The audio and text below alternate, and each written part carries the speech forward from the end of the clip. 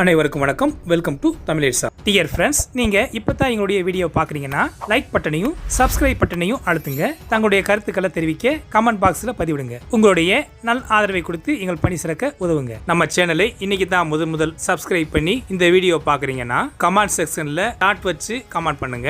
அதே மாதிரி இல்லங்க நீங்க ரெகுலரா போடுற எல்லா வீடியோவும் நாங்க தினந்தோறும் பாக்குறோம் என சொல்லுறவங்களா நீங்க இருந்தீங்கன்னா கமெண்ட் பாக்ஸ்ல ஹாய் போடுங்க. நீங்க கமெண்ட் செக்ஷன்ல போய் போடுற ஒவ்வொரு கமெண்ட்டும் ஆதரவாக இருந்து ரெகுலரா நாங்க சிறப்பாக வீடியோ போட உத்வேகமாக இருக்கும். வாங்க வீடியோக்குள்ள போகலாம். இந்திய கடற்படை அணுசக்தி தாக்குதல் நீர்மூழ்கி கப்பல்களுக்கான பம்ப்செட் உந்து விசையினை பிரெஞ்சு தொழில்நுட்பத்தை வழங்குகிறது.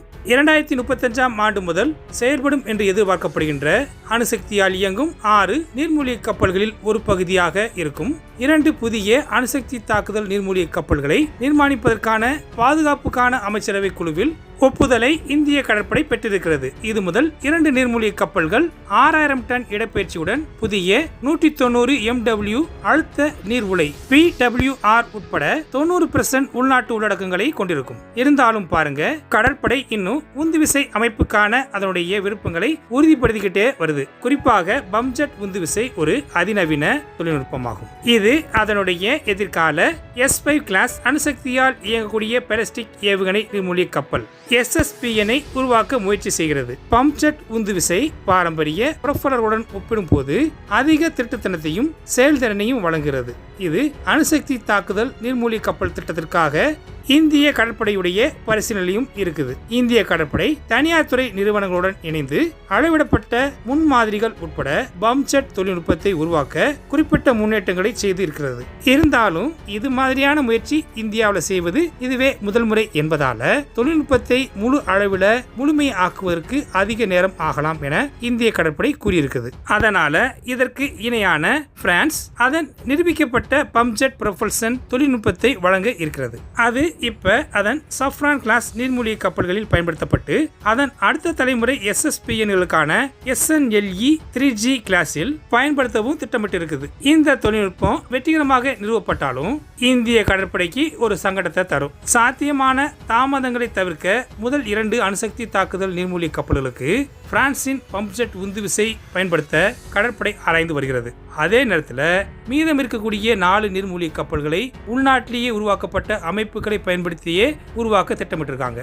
இந்த கலப்பின அணுகுமுறையானது காலக்கெடு மற்றும் தொழில்நுட்ப சவால்களின் அடிப்படையிலான ஆபத்துக்களை தணிக்கும். அதோட இந்தியா சுயமாக உள்நாட்டிலேயே பம்ப்செட் உந்து விசையை உருவாக்கவும் உதவும். இருந்தாலும் பாருங்க, பிரான்ஸ் தொழில்நுட்பத்தை ஏற்றுக்கொள்வதிலும் சிறிது கவலைகள் இருக்கத்தான் செய்யுது.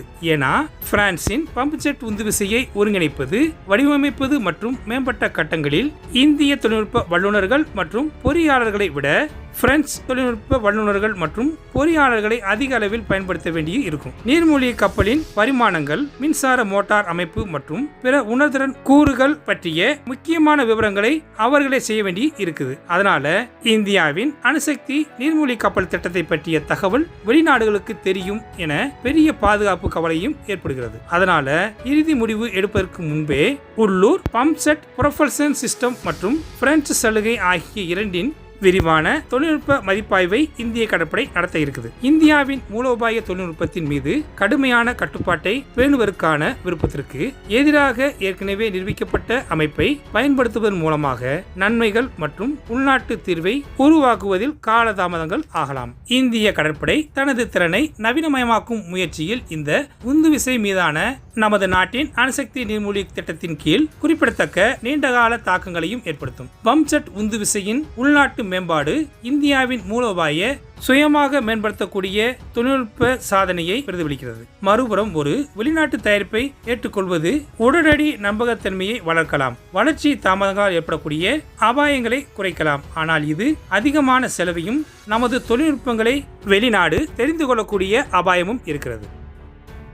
பல்வேறு வெடிக்கும் கண்ணி வெடிகளை போன்ற பொருட்களை கண்டுபிடித்து அவற்றை அடையாளம் காணவும், அப்படி அடையாளம் காணப்பட்ட அதை நடுநிலை ஆக்கக்கூடிய அமைப்பை பெற இந்திய ராணுவம் விரும்புகிறது.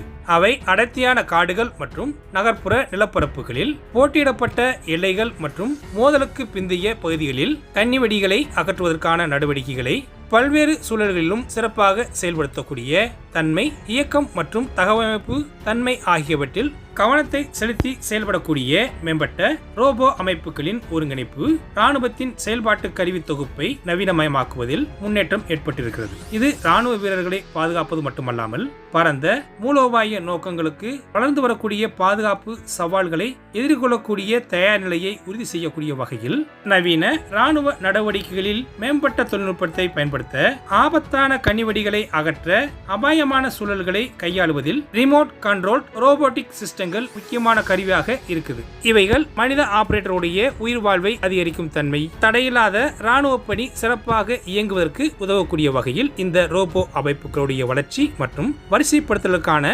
தனியார் துறையுடன் ஈடுபடவும் வாய்ப்புகள் இருக்கிறது.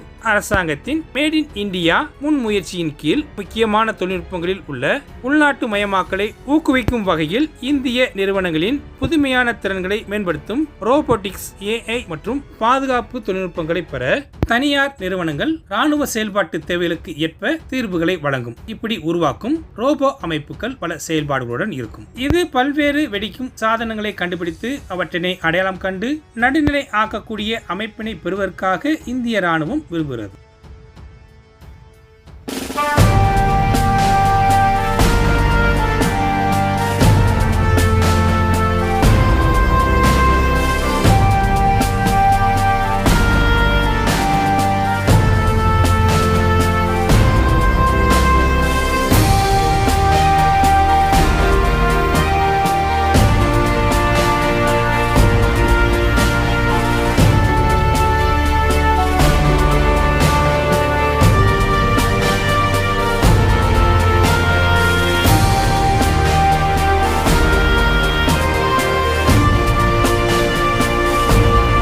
ஓகே ஃப்ரெண்ட்ஸ், இந்த மாதிரி செய்திகளோட நாளைக்கு சந்திப்போம். இன்றைய பதிவு உங்களுக்கு பிடிச்சிருந்துச்சுன்னா லைக் பண்ணுங்க, ஷேர் பண்ணுங்க, உங்களுடைய கருத்துக்களை கமெண்ட் செக்ஷன்ல தெரிவிங்க. சப்ஸ்கிரைப் பண்ணுங்க, மறக்காம பெல் ஐக்கானை கிளிக் பண்ணுங்க. ஜெய்ஹிந்த்.